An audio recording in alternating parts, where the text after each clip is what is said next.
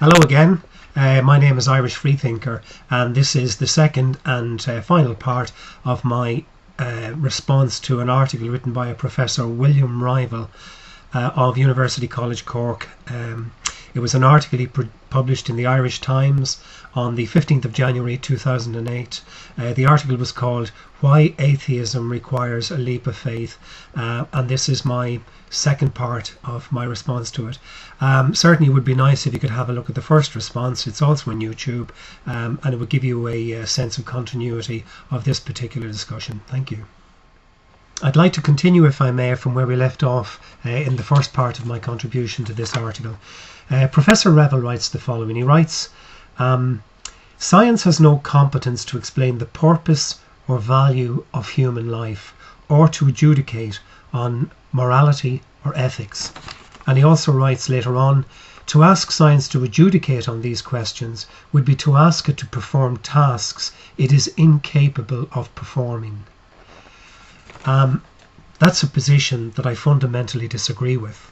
If we cannot rely on science to guide us in our morality and in our ethics, then what have we got to judge our morality by?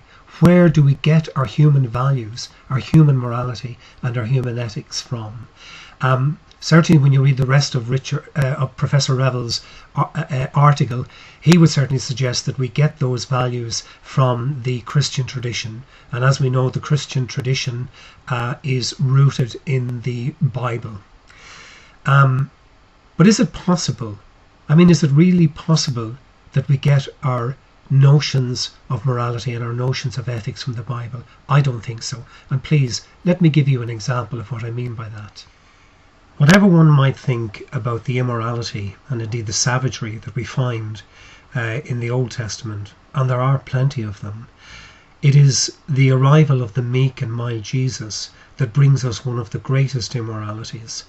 That is in the New Testament. Matthew 25 verses 41 and verses 46, and they go as follows. Verse 41, "Then he will say to those at his left hand, 'You that are accursed, depart from me into the eternal fire prepared for the devil and his angels.'"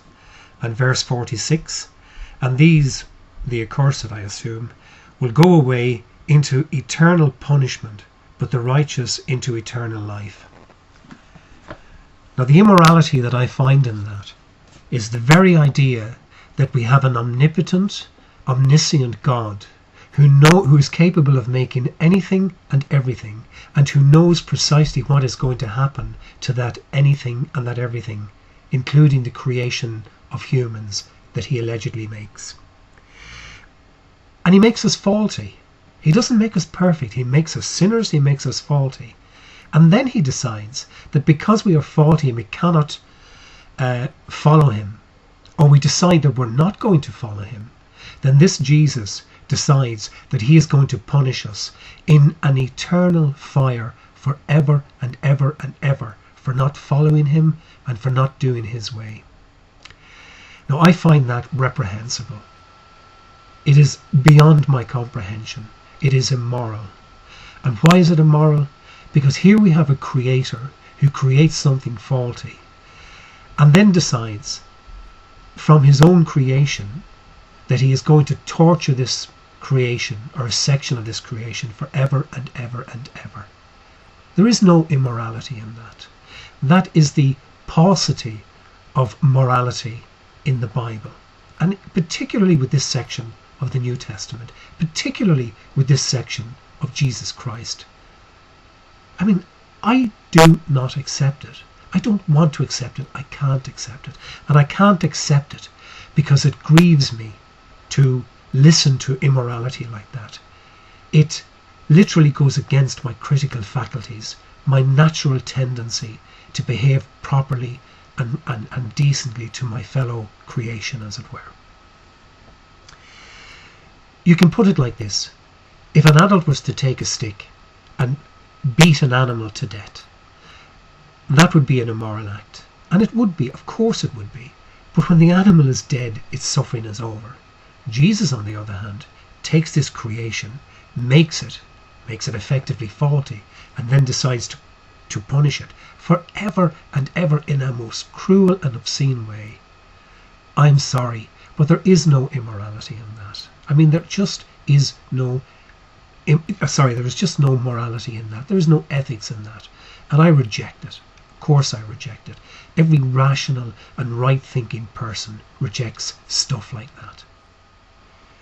My second last point that I would like to make about this article is as follows. Professor Reville gives us the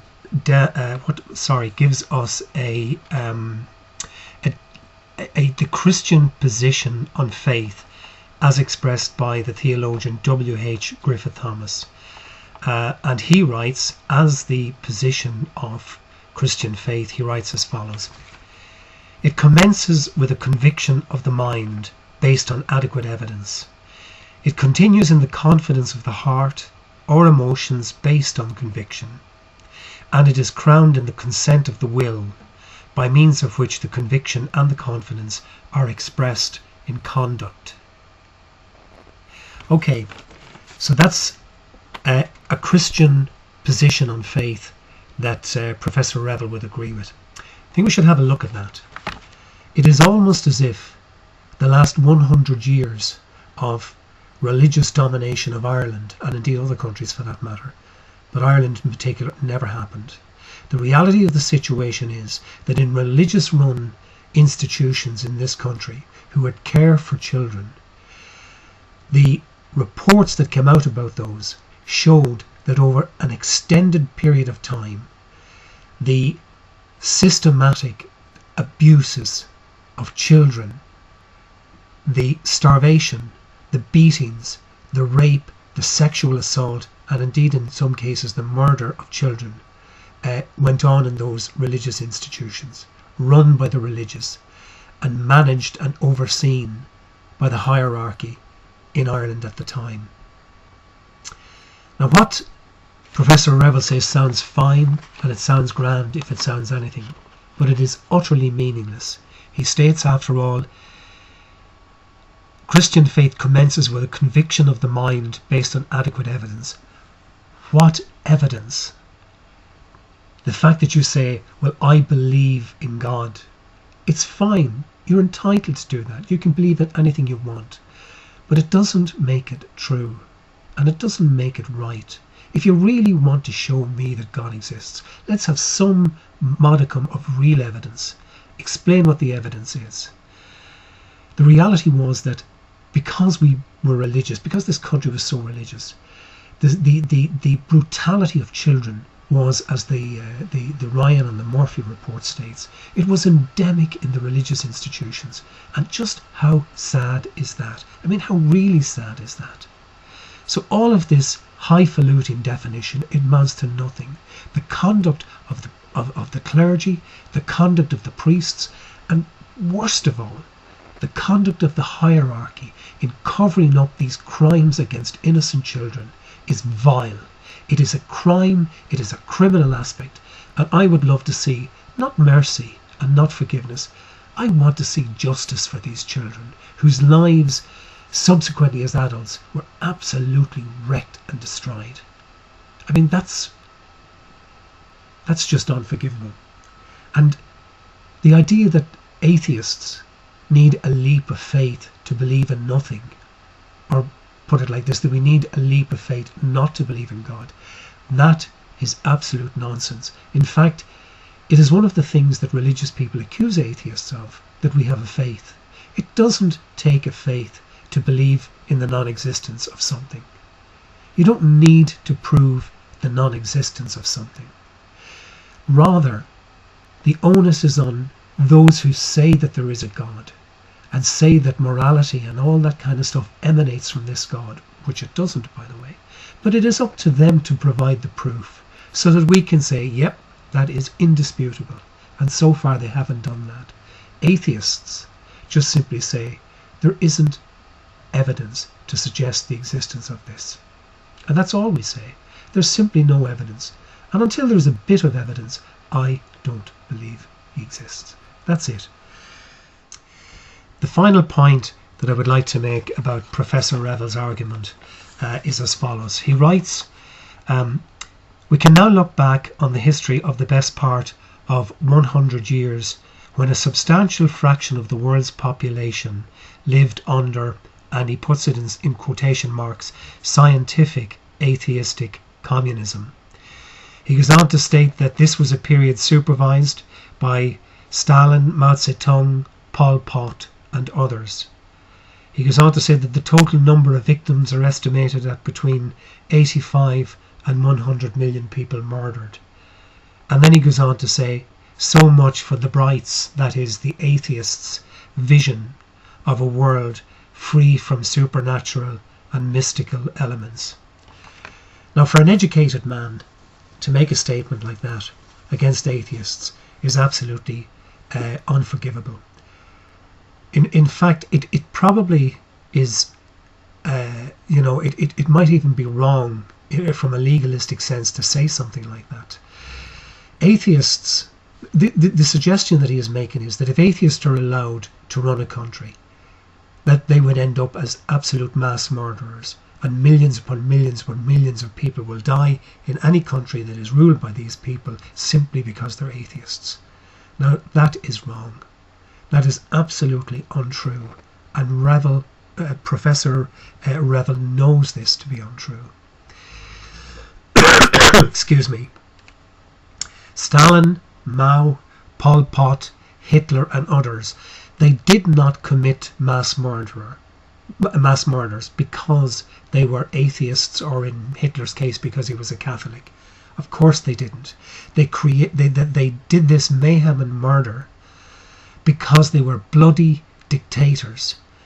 They were Stalinist dictators and vicious murderous dictators whose political system murdered the people.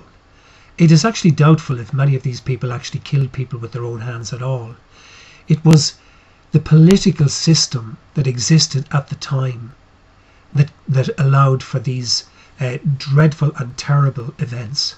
But to say that it was done because these individuals were atheists, and in the case of Hitler because he was a Catholic, and he was a Catholic, and there's plenty of documented evidence from his speeches, 1922, Mein Kampf, the Reichstag, they're all there. We can look at them.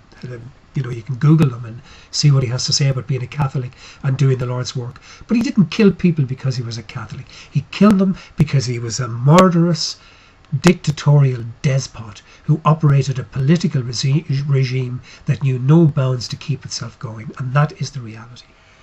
I would like to thank you for looking at the video, the two videos, I beg your pardon. It was a long article and there was a lot in it. I think it needed to be responded to, and I'd like to thank you for looking at that and having a look at my homepage, as it were, on YouTube. There are some other arguments and discussions that I go into. Thank you.